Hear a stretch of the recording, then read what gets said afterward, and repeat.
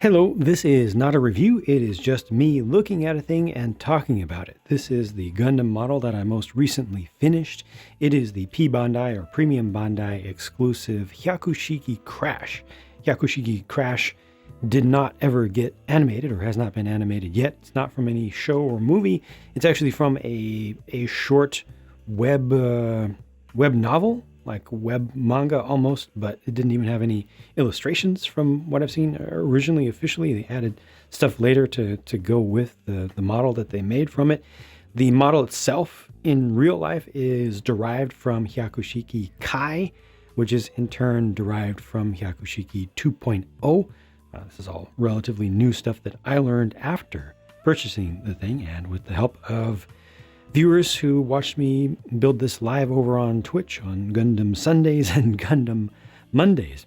This is mostly built to kit specs. I did not paint it, but I did do some panel lining on it and also used an aftermarket set of water slide decals. This does come with water slides, but and they're very, very similar to this, but I got a Delphi set, DELPI, which just added a little something extra to this in the form of a little bit of iridescence when you look really closely. The color scheme here is fairly flat, right? It's fairly monochrome, but in reality, when you look at it carefully, you'll notice that this is not just a simple gray here. It's very slightly bluish, the main armor color. And then the inner frame, or the visible part of the inner frame, is done in like a gunmetal gray color. And I tried to accentuate the differences there by using some black panel lining in the technically blue, technically not gray armor bits, but that ends up showing up slightly bluish or slightly purplish because of the type of ink used.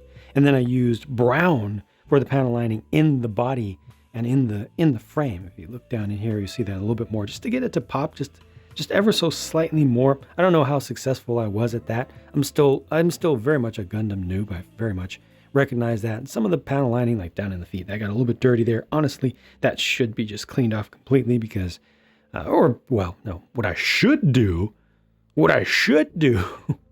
is chisel in some fresh panel lines, actually scribe that in because it's just not deep enough right now. But in spite of all of that, I'm very happy with how this turned out. I think it looks really good in its final form here. I might do some slight tweaks to it in the future. Definitely I need to fill these in because that's just way too clean for thruster nozzles, but I need to figure out how I want to do that, how I want to get in there.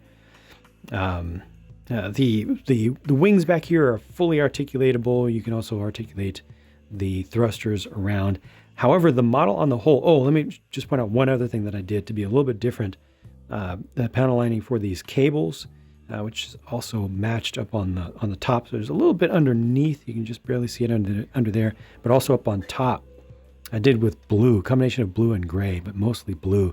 Again, just to get it to stand out a little bit more, just have some little bits of color showing through on this thing, which I think helps a lot with its very subtle color scheme.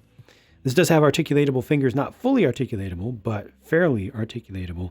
And it does use a slot and bar system to hold weapons in place. Comes with the 2 beam sabers. I went with the dual beam sabers on this one. It's something I usually don't do, but the yellow color is uncommon for beam sabers. And so I wanted to take maximum use of that. The set also comes with this Canon Blaster thing, which is pretty kind of plain, honestly, but I mean, it's not bad.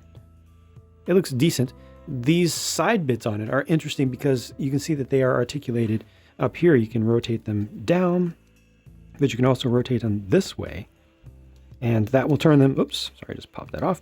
That will turn them into a bipod setup. So you can use this to get a little bit, it's intended to be more of a long range weapon, but you can, get this set up on the ground and use it for, if I could just get that to maybe focus. Maybe it wants to focus. Maybe it simply doesn't want to focus. Okay, there we go. Sorry about that. Yeah, it really doesn't want to focus, does it? Huh, okay. Really liked looking at the Gundam behind there. But yeah, you can set that up like this, in a lower form. Also, these side bits can be removed and attached to just this unit right here. So those 2 holes will accept these joints. here. They'll just pop right out of the side. And then you can use that as a melee weapon as well. But let's see if we can get a better look. Now, I can't really see that much of the iridescence on that. There. I've got a little bit of panel lining into this thing. Since it is based, sorry about all the focus issues here. Terrible. Since it is based on Hyaku-Shiki Kai, it does also include Hyaku-Shiki Kai's full super bazooka unit, I think is what this was called. Or hyper bazooka, something like that. Some crazy bazooka thing. And this is its full form. And it has the full head for Hyaku-Shiki Kai, minus just a couple of little insert bits. So that's interesting. And you can place that onto this body. I chose not to. And there are a ton of pieces left over, including large portions of the original Hyaku-Shiki 2.0 based core frame, or core torso rather, and also the smaller shoulders, some different leg plates. I mean, there are so many parts left over from this. It is a gold mine for doing kit bashing based on it, or taking some of its pieces in fairly neutral colors to start with. But of course, if you're doing kit bashing, you're probably going to be painting stuff up. I was going to try to see if I could get an angle where you could see the iridescence. Yeah, you can see it just a little bit there. It's like they call it hollow, holographic, but it's got a little bit of geometric pattern in the decals with a little bit of iridescence. It's not quite as noticeable as I would have hoped, as I would have liked, because they're a little bit subtle. But I wanted something on this. I was originally thinking about painting all of the main outer armor pieces. Oh, it looks like I need to clean that up. I left a little bit in there that needs to be fixed up.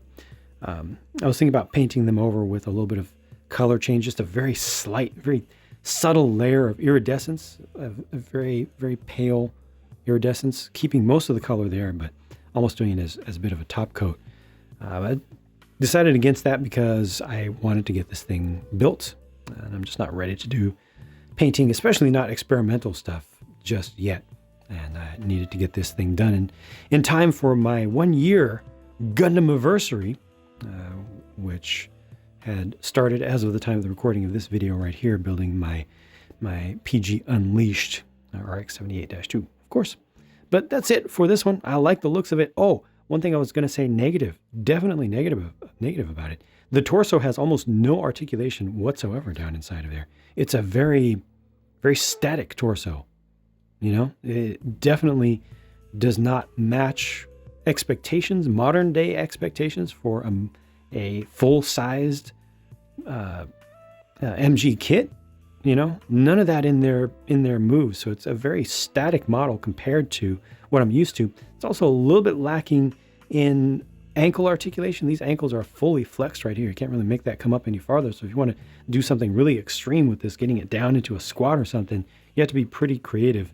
It does have the ability to articulate the heel up separately, but you lose a lot of stability with that articulation. And this is very, very back heavy with all this stuff back here. I guess I could bring these in a little bit, bring the thrusters in a little bit to help with that. But yeah, the backpack is rather heavy for this very skinny frame.